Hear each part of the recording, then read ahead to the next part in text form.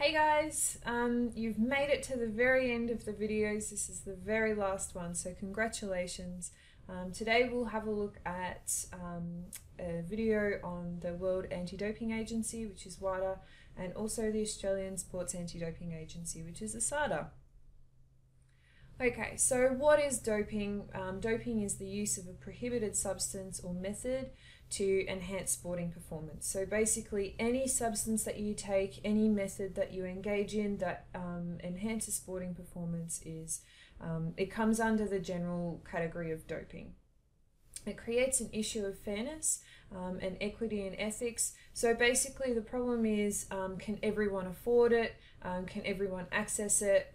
And also, is it safe to actually practice? So in the end, we need to make sport fair for everyone. And when doping happens, that's not making sport fair.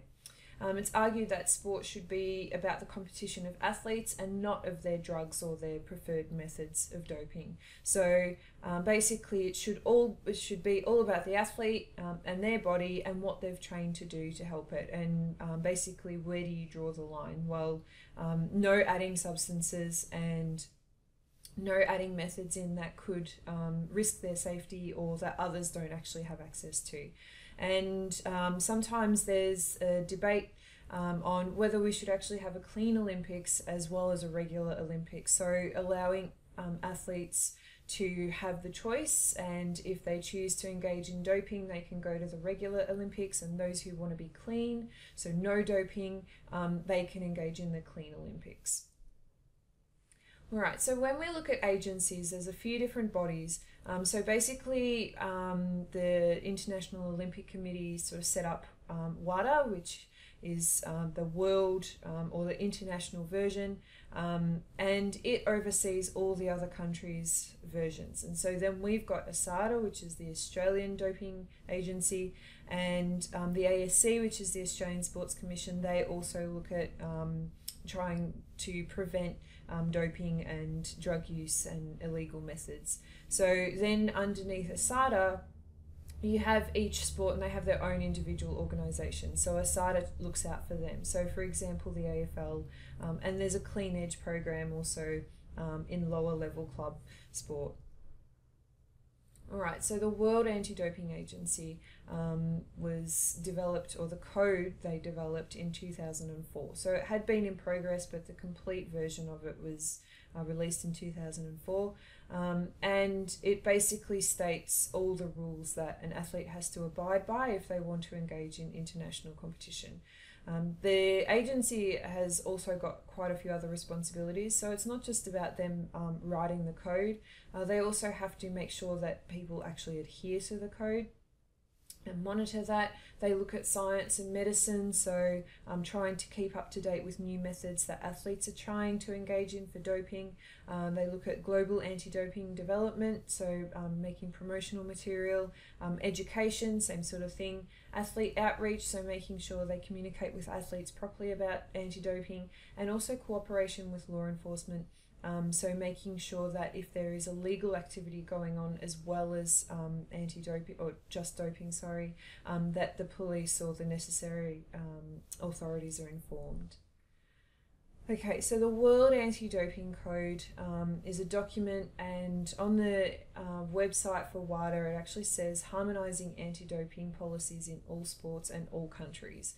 And it provides a framework for anti-doping policies, rules and regulations within sport organisations and among public authorities. So it basically gives all the different countries a guideline on how they should develop their policies on anti-doping, and it's about making sure that they're all in sync and that they're all the same, they're following the same rules. So then when they get to international competition, that they're all following the same thing. The underpinning values of the code are things like ethics, fair play and honesty, which is sort of what I mentioned earlier, health, excellence in performance, character and education, fun and joy, teamwork, dedication and commitment, respect for rules and laws, respect for self and other participants, courage, community and solidarity. So it's not just about a rule, it's also about making sure that athletes can actually have fun and they enjoy the sport that they engage in.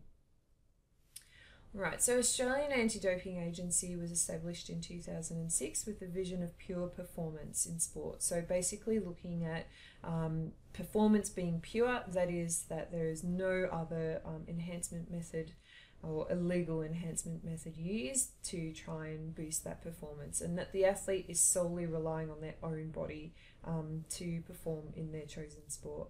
The priority is to protect clean athletes and the sports in which they compete. So there's a real focus on the athletes that are doing the right thing and making sure that they've got a positive environment to compete in.